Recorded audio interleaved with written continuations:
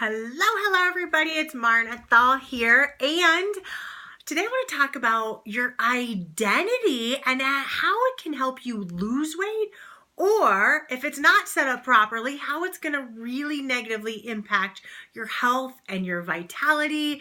And so here's how this even came about. My husband was talking to me the other day about how he has the identity of an active person. My husband's very naturally thin. He's very fit. He's just always been thin. And I thought, oh my goodness, this is interesting. Now, he's somebody who's active. I'm not saying he isn't, but he's not running marathons and he's not, crazy intense with his movement. But he feels in his heart and his soul and his being that he's very active.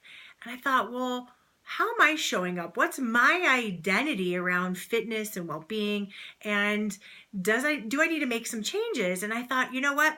Every time I go to yoga and I go walk, I feel amazing. I love it. I enjoy it. I have really good self-esteem about it. I feel like I'm decent at it. But then every time I go to a certain type of weightlifting workouts or really super intense workouts, I'll say throughout the whole time, I can't do it. I'm big. I don't like how I look. I feel gross. They're so much better than I am.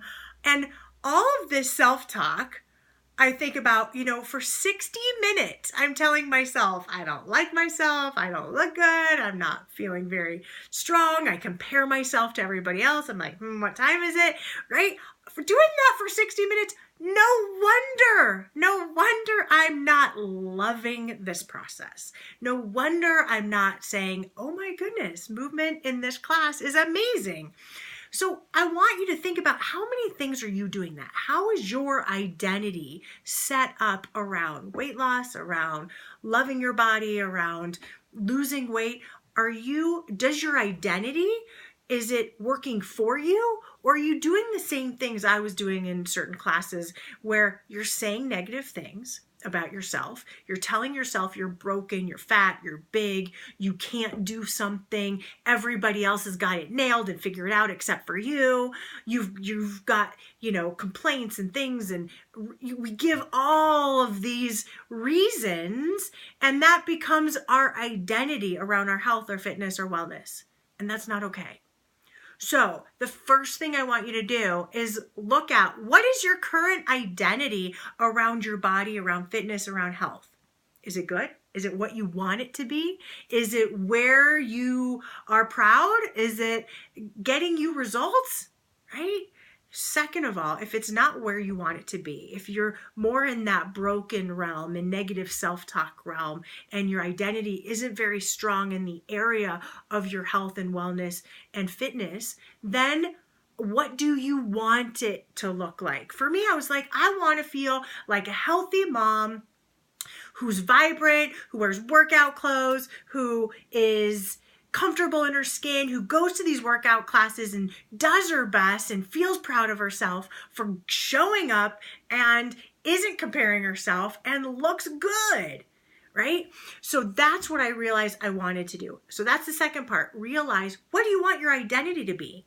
And then lastly, we've got to then start making some adjustments to align your identity to what it is that you desire. So before my class that I take, that I'm typically pretty hard on myself, I sit in my car now.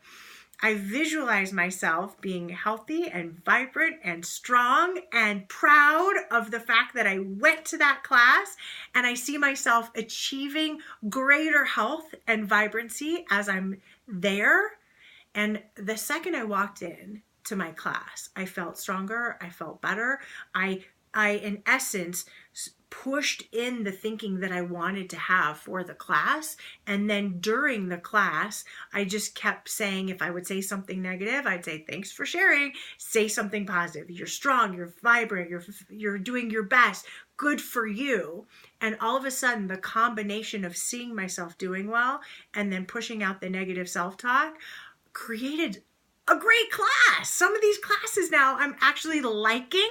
I'm feeling so much better afterwards. I'm not having to fight to get there because my identity isn't wrapped up in the negative, but it's wrapped up in accomplishment and joy and happiness and feeling good.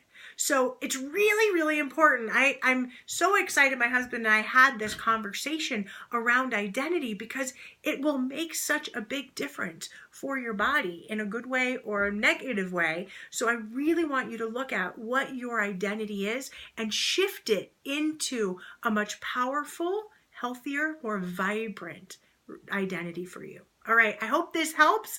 I hope that you continue coming back and share with me, what is your identity? What is it now? Is that working for you? What do you want it to be? And what are you going to do to align what you want with your new identity? Can't wait to hear your comments. Big hugs to all of you. Keep coming back for more thin tips to live thin within. Bye, everybody.